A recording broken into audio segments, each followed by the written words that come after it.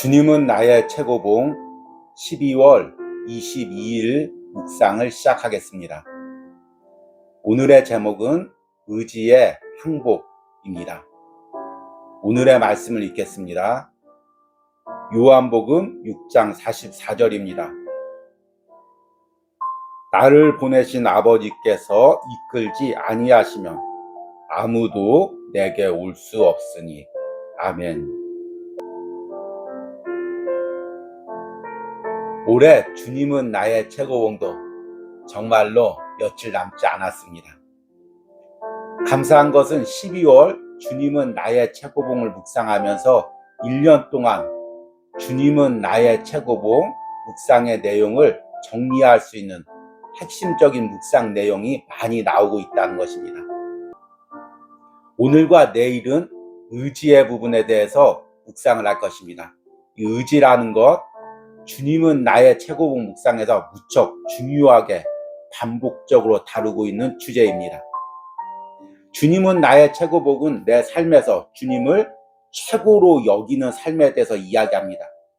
그런데 이것은 입술로 단지 고백하고 끝나는 것이 아니라 매 순간 나의 삶에서 의지를 들여서 선택해야 되는 것입니다. 이렇게 이야기하면 거룩해지는 것이 주님이 주권적으로 하시는 일이지 어떻게 인간이 의지를 들여서 선택할 수 있느냐, 인간의 노력을 이야기하는 것 아니냐, 이렇게 말하시는 분도 있을지 모릅니다. 그러나 의지를 드린다는 부분은 내가 스스로 노력해서 거룩해진다는 것이 아닙니다. 우리는 아담과 하와의 타락 이후에 우리의 전 인격이 타락했습니다. 이것을 전적인 타락이라고 이야기하고 있습니다. 그리고 우리 의지도 타락했습니다. 우리는 노력해서 우리가 하나님을 믿을 수 있고 노력해서 거룩해질 수 있는 것이 아닙니다. 성령님께서 우리를 주장하셔서 우리의 영혼을 회복시킬 때, 우리의 인격을 회복시킬 때, 우리의 의지를 회복시킬 때, 우리는 그 회복된 의지로 성령님께 순종하며 따라갈 때 하나님을 닮은 거룩을 이룰 수 있고 내 삶에서 주님을 최고로 여길 수 있습니다. 오늘 읽은 요한복음 6장 44절에서도 예수님께서 나를 보내신 아버지께서 이끌지 아니하시면 아무도 내게 올 수 없으니 라고 분명하게 이야기하고 있습니다. 오늘 성령님께서 회복시켜 주신 나의 의지를 들여서 주님의 거룩을 닮아간다는 것, 주님을 전적으로 최고로 여기는 삶을 산다는 것, 이것이 무엇인지를 묵상해 보시기 바랍니다. 오늘의 묵상입니다. 하나님께서 우리를 이끄실 때 언제나 문제가 되는 것은 의지의 문제입니다. 하나님께서 알려주신 계시에 반응할 것인가? 그분께 나아갈 것인가? 사실 이러한 영적인 문제들에 관해 다른 사람들과 상의하는 것은 주제넘는 행동입니다. 하나님께서 말씀하실 때 절대로 다른 사람과 의견을 나누는 일이 없도록 하십시오. 믿음은 지적인 행위가 아니라 오직 나 자신을 진정으로 하나님께 드리는 도덕적 행위입니다. 하나님만을 의지하고 나 자신을 하나님께 철저히 던지겠습니까? 주님께서 말씀하신 바에 인생을 걸겠습니까? 만일 그렇게 한다면 우리 존재는 하나님의 보좌처럼 확고한 실체 위에 든든히 서게 될 것입니다. 복음을 전파할 때마다 언제나 의지의 문제를 다루십시오. 그 이유는 믿음이란 믿으려고 하는 의지이기 때문입니다. 설득력에 넘어가는 것이 아니라 하나님의 음성 앞에 자신의 의지를 항복하는 것이 믿음입니다. 나 자신이 한 일에 대해 더 이상 확신하지 않고 오직 하나님만 신뢰하는 것입니다. 하나님을 신뢰하는 것을 막는 장애물은 항복하려는 의지가 없는 지적 이해입니다. 감정이 가는 대로 따르는 것은 가장 무모한 것입니다. 믿기 위해 의지해야 하고 과거의 가치관과 습관에서 나 자신을 분리시키려는 뼈를 깎는 수고가 있어야 하며 동시에 나 자신의 모든 것을 하나님께 맡겨야 합니다. 모든 사람들은 자신의 한계에서 벗어나야 합니다. 이 한계에서 벗어나도록 나를 이끄시는 분은 하나님이십니다. 하나님과 나의 관계는 지적인 것이 아니라 무엇보다 인격적인 것입니다. 하나님의 기적에 이끌려 우리는 하나님과 관계를 갖게 되는데 이때 우리는 믿으려는 의지를 행사해야 합니다. 그러면 우리는 하나님과 어떤 관계를 맺었는지 알게 되고 그 엄청난 기적을 지적으로도 이해하기 시작할 것입니다.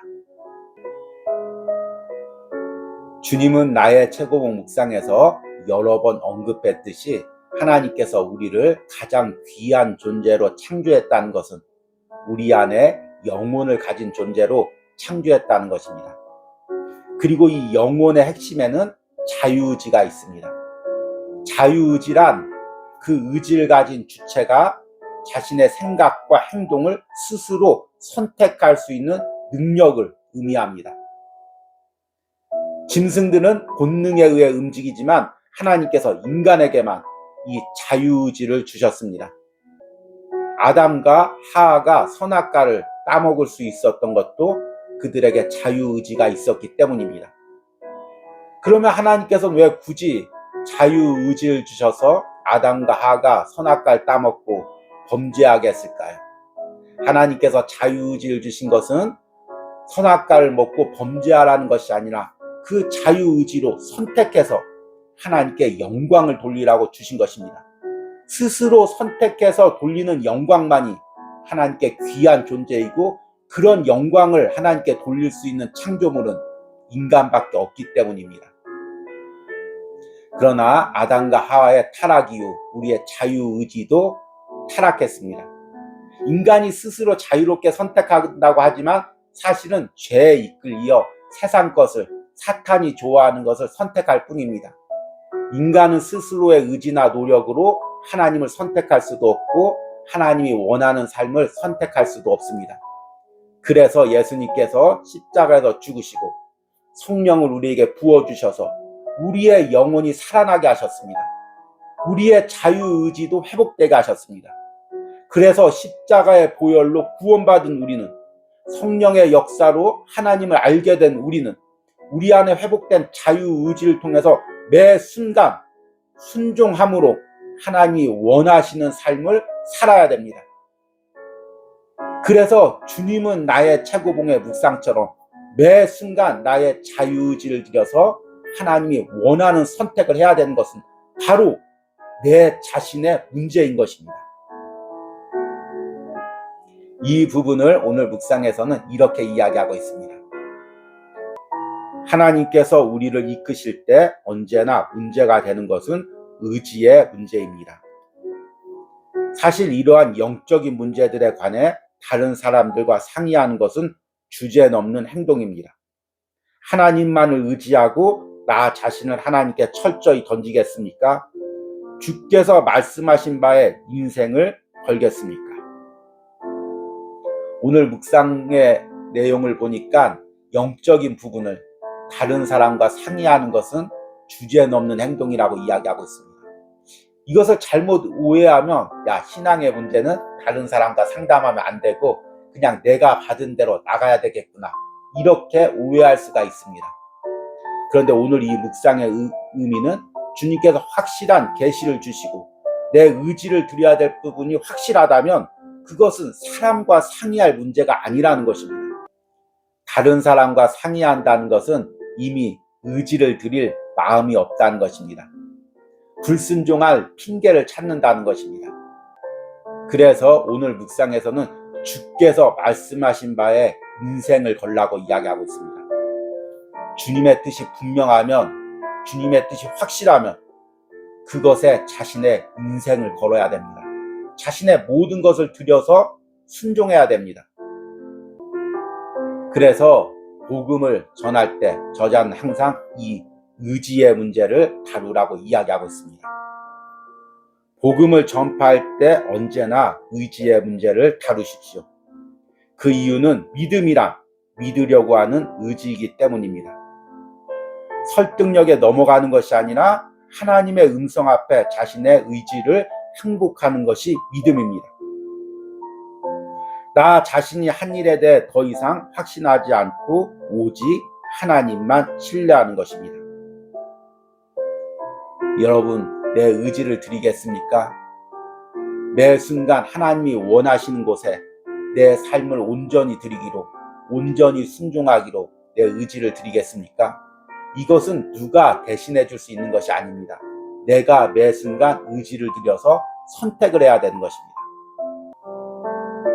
그리스도인이 된다는 것은 예전에 내가 즐겨하던 것, 예전에 내가 고집하던 것, 예전에 내가 살던 방식, 그것을 매 순간 깨뜨려서 하나님이 원하는 방식대로 사는 것입니다. 그 과정에서 매 순간 내 의지를 들여서 하나님이 원하시는 것을 선택해야 됩니다. 누가 선택하라고 해서 선택하는 것도 아니고 누구를 좋게 하기 위해서 선택하는 것도 아닙니다. 매 순간 기쁜 마음으로 나의 의지를 드리는 것입니다. 이것이 평생 그리스도인으로 싸워야 할 싸움입니다. 저자가 이것을 뼈를 깎는 수고라고 이야기합니다. 믿기 위해 의지해야 하고 과거의 가치관과 습관에서 나 자신을 분리시키려는 뼈를 깎는 수고가 있어야 하며 동시에 나 자신의 모든 것을 하나님께 맡겨야 합니다. 모든 사람들은 자신의 한계에서 벗어나야 합니다. 하나님의 기적에 이끌려 우리는 하나님과 관계를 갖게 되는데 이때 우리는 믿으려는 의지를 행사해야 합니다. 지금도 주님께서 나를 이끌고 있는데 나의 의지를 드리지 못하고 계속해서 세상적으로 반항하고 있는 나의 모습은 무엇입니까? 주님께서 바울을 부르실 때 이렇게 말씀했습니다. 사울아, 내가 어찌하여 나를 박해 하느냐? 가시채를 뒷발질하기가 내게 고생이니라. 가시채란 소나 짐승을 몰 때 쓰는 도구입니다. 그런데 고집이 센 소나 또 짐승은 그 주인이 인도하는 가시채를 뒷발질로 차면서 반항을 합니다. 그러니까 상처 있고 힘든 것입니다. 우리가 주님께 의지를 드리지 않으려고 할 때, 내 의지대로, 세상 의지대로 살려고 할 때 마치 소가 주인의 가시채를 뒷발질하는 것처럼 우리에게 힘든 신앙의 과정이 있습니다. 여러분, 내 세상적인 의지를 꺾고 주님께 순복하기 바랍니다. 오늘 묵상의 제목이 의지의 항복입니다. 내가 항복해야 할 의지가 무엇입니까? 오늘 묵상을 통해 깨닫고 나의 세상적인 의지를 항복해 주님께 순종하는 은혜가 있기를 소망합니다. 오늘의 적용 질문입니다. 지금 내가 하나님께 항복해야 할 의지가 무엇입니까? 여전히 내 고집과 세상의 방법으로 하나님께 순종을 드리지 못하는 나의 의지는 무엇입니까? 기도하겠습니다. 주님, 한 해 동안 주님은 나의 최고봉 묵상을 통해 내 세상적인 의지를 꺾고 주님께 순종하며 주님을 최고로 여기는 삶에 대해서 묵상했습니다. 그런데 아직도 가시채를 뒷발질하는 소의 그 완악함이 내 안에 남아있어서 계속 내 의지를 드리지 못하고 세상적인 방법으로 살아가는 나를 보게 됩니다. 주님, 나의 모든 의지를 꺾고 십자가 앞에 무릎 꿇습니다. 주님께 항복합니다. 주님, 매 순간 주님이 원하는, 주님이 인도하는 선택을 할 수 있도록 우리 의지를 온전히 드릴 수 있도록 함께하여 주시옵소서. 이런 은혜가 오늘 주님은 나의 최고봉을 묵상하는 모든 10년 가운데 있기를 소망합니다. 예수님의 이름으로 기도했습니다. 아멘.